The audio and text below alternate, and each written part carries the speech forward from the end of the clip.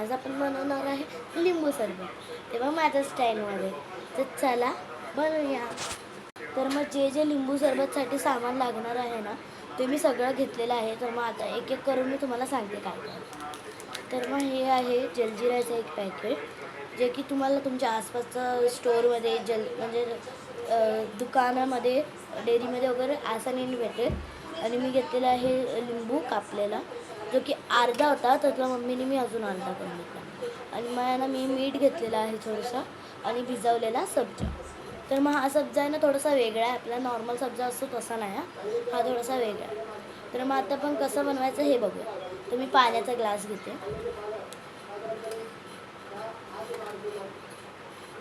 तर आपण घेतलेला आहे हा पाण्याचा ग्लास.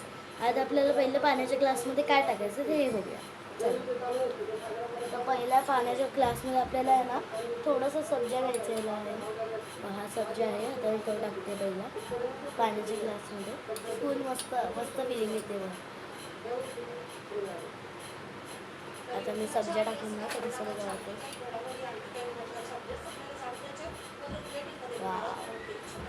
तर मग आता आपण ह्याच्यात सब्जा टाकलेला आहे. तर आता आपण ह्याच्यात लिंबू पिळूया. ठीक आहे, लिंबू घेते मी. त्याला मी अजून एका तुकड्यामध्ये केलेलं आहे. तर मग त्याला असं आसानीने लिंबू पिळता. आता थोडासा पिळायचा.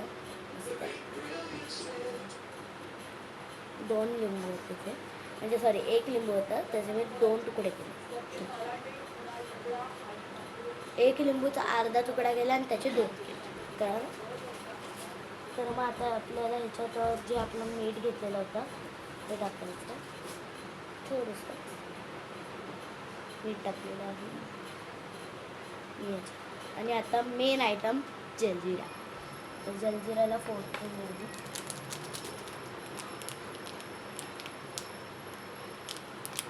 ते आमच्या इथे ना 2 रुपयाला भेटतं. तुमच्या इथे शाळेत 1 रुपयाला भेटतं, असं आमच्या इथे 2 रुपये. त्यात आपण याच्यात जलजिरा टाकूया. पटापट जलजिरा टाकून घेऊया.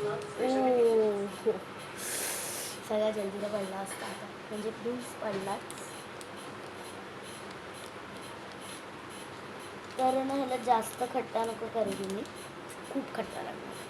चला आता टेस्ट करायचं टाईम आहे 5 मिनिटं. तर हे आपलं टेस्टी आणि थोडंसं हेल्दी सरबत रेडी झालेलं आहे. त्यात आपण जे स्मॅश केले ना लिंबूचे पिसेस, त्याला जे उरलेलं मीठ असेल ना त्याला असं त्याच्यात लोटपोट करून आपल्या ग्लासमध्ये टाकायचं आहे.